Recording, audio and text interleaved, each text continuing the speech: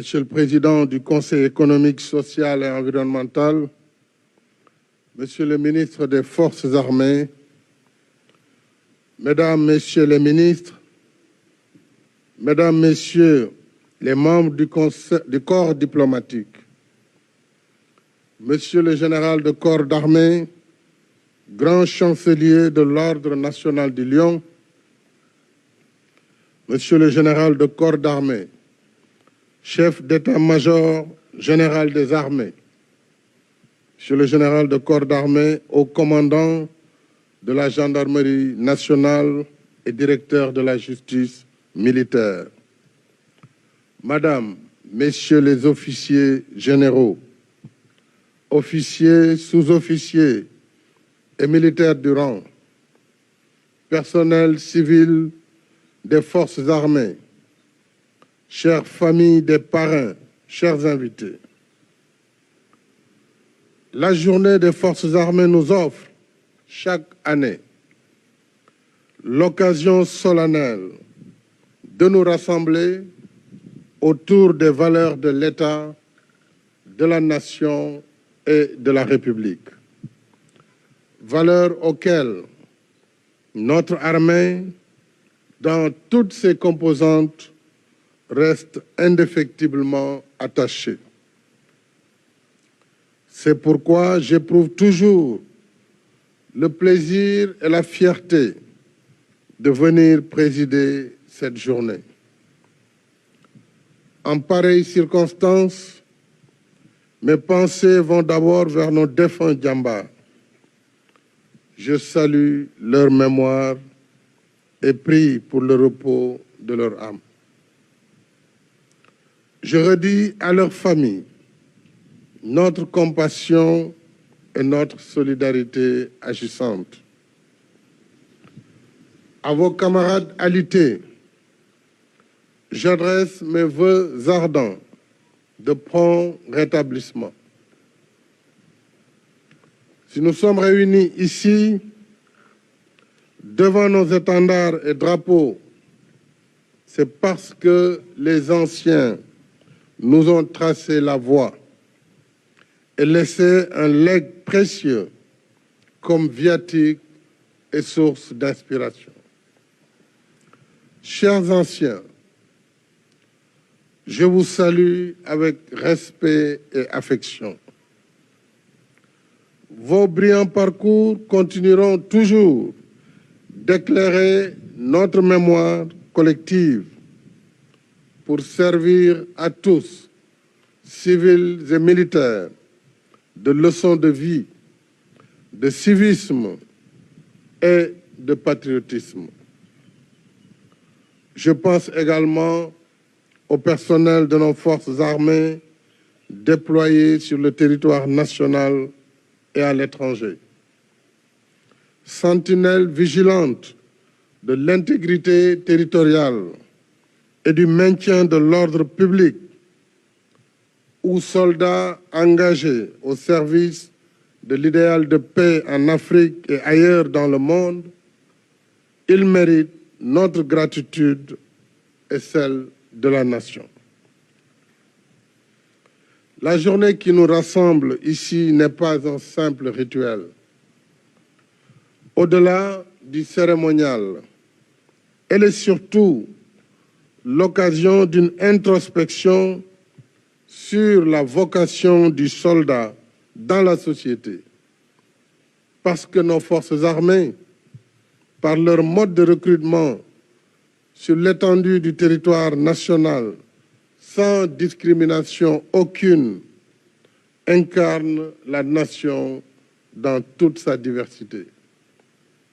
D'où la pertinence même du concept armée-nation, qui inspire le thème de cette édition, les forces armées au cœur de la cohésion nationale. Ce thème est d'actualité et nous interpelle parce que nous vivons dans un monde dangereux, un monde exténué par l'abîme de la guerre, un monde de turbulences et d'incertitudes, un monde marqué par la crise des valeurs.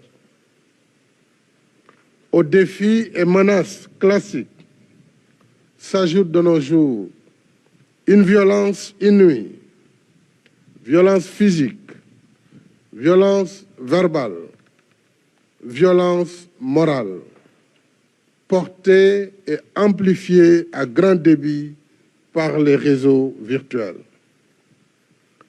Autant de facteurs déstabilisants et blessants à plus d'un titre. Ils sapent les fondements de l'État et de la République, portent atteinte à la cohésion nationale et nuisent à l'honorabilité d'honnêtes citoyens.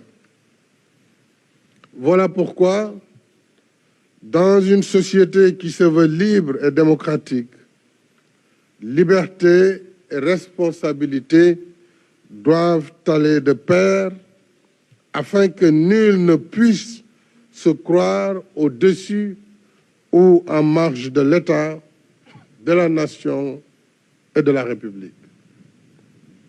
C'est ainsi que l'œuvre de construction nationale se fortifie. Je salue à cet égard la vocation de nos forces armées d'être le réceptacle harmonieux de toutes nos diversités socio-culturelles dans le culte du devoir, de l'excellence et du mérite. Sous les drapeaux, peu importe qui l'on est ou d'où l'on vient. Sous les drapeaux, toutes les différences et les diversités s'effacent pour faire place à l'esprit de camaraderie et de fraternité d'armes. Un esprit que nous devons cultiver et enseigner au-delà des armées, par l'éducation au civisme et à la citoyenneté. C'est notre vivre ensemble et notre destin commun qui le commande.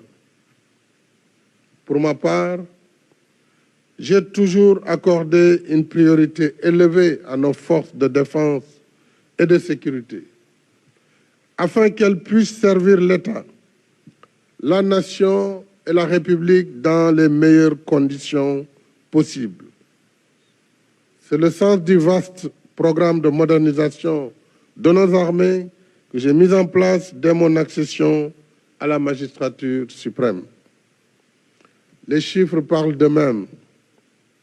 Notre budget de défense a connu une hausse sans précédent de 250% entre 2012 et 2023, ce qui nous a permis de renforcer considérablement les moyens opérationnels de nos forces de défense et de sécurité dans leurs composantes terrestres, maritimes et aériennes. Quant aux effectifs, ils ont augmenté de plus de 60%, offrant ainsi un maillage complet du territoire national. Dans la même dynamique, nous avons créé un centre des hautes études de défense, un institut de défense et plusieurs écoles de formation et d'application pour doter nos forces armées des meilleures compétences en ressources humaines. En soutien au moral de la troupe et de la condition militaire, d'importantes mesures ont permis d'améliorer le traitement salarial du militaire et ses conditions de vie, y compris les blessés et mutilés de guerre. Le logement de nos forces de défense et de sécurité me tient également à cœur. Je me réjouis des efforts considérables que nous avons déployés dans ce sens, avec des projets déjà achevés ou en cours à Dakar, Tivaouane-Peulh, Bignona et Saraya, entre autres sites. Et cette montée en puissance tous azimuts de nos forces armées traduit ma conviction que le premier investissement d'un pays consiste à assurer la paix la sécurité et la stabilité sans lesquelles rien n'est possible. Et en ces temps de menaces accrues, tout ce qui concourt à renforcer la défense nationale n'a pas de prix, parce que c'est elle qui nous met à l'abri des périls en soutenant les fondements de l'État, de la nation et de la République. M'adressant à vous, élèves officiers de la promotion colonel El Hadji Mamadou Touré, de l'École nationale des officiers d'active et de la promotion dentiste colonel Mbaye Khary Dieng, de l'École militaire de santé, je vous présente mes chaleureuses félicitations. Je mesure les efforts et les sacrifices que vous avez consentis pour être au rendez-vous de l'excellence. Vous faites la fierté de vos familles que je salue et félicite. Par le serment que vous venez de prononcer, vous avez fait allégeance aux valeurs et normes qui encadrent votre carrière. Ce qui fera votre honneur et votre bonne réputation, c'est de rester fidèle à votre serment. Dans le secret de votre conscience, ce serment vous oblige et constitue pour la postérité le pacte de loyauté qui lie votre destin à celui de votre pays. Dès lors, je vous engage à respecter la lettre d'or du métier des armes, apprendre à obéir pour être digne de commander, parce que c'est dans l'obéissance que se forge l'aptitude au commandement. Celui qui ne peut pas obéir n'est pas digne de commander. Sur le chemin que vous aurez à parcourir, il y aura des obstacles à franchir, des pièges à éviter, des décisions à prendre. Alors, gardez le souvenir de vos parrains comme lanterne pour éclairer votre parcours. Feu le colonel El Hadji Mamadou Touré incarnait la plénitude de l'officier de l'air. Sa mort en service commandé est l'épilogue révélateur du dévouement et du sens élevé du devoir qu'il mettait dans l'exercice de sa mission.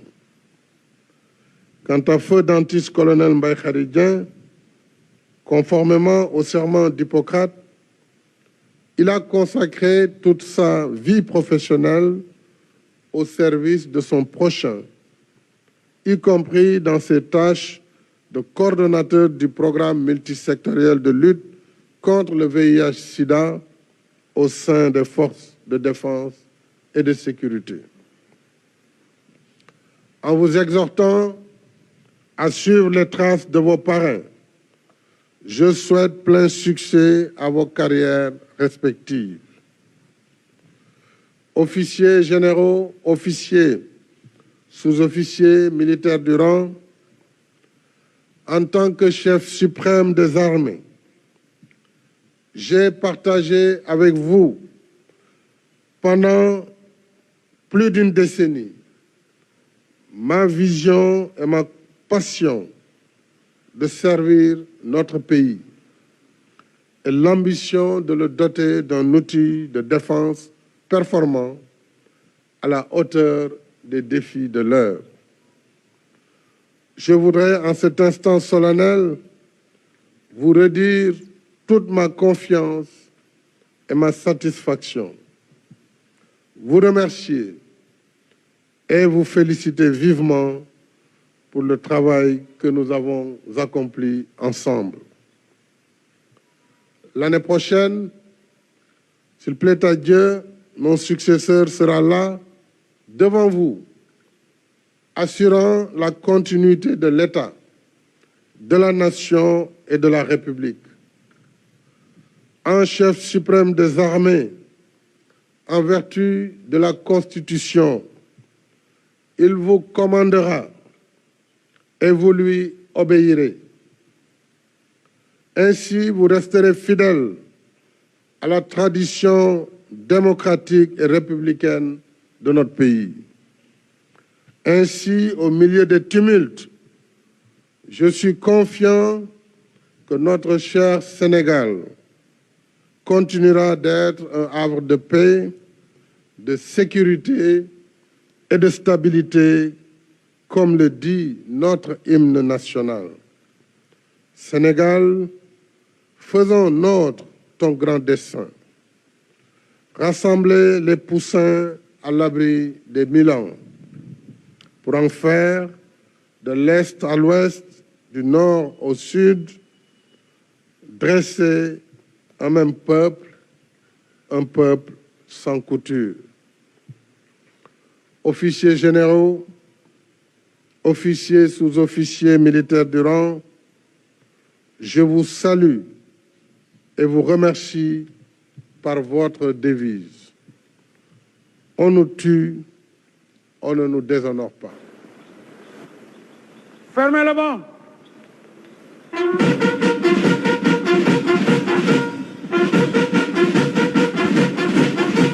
N'oubliez surtout pas de vous abonner et d'activer la cloche de notification pour ne rater aucune de nos prochaines vidéos.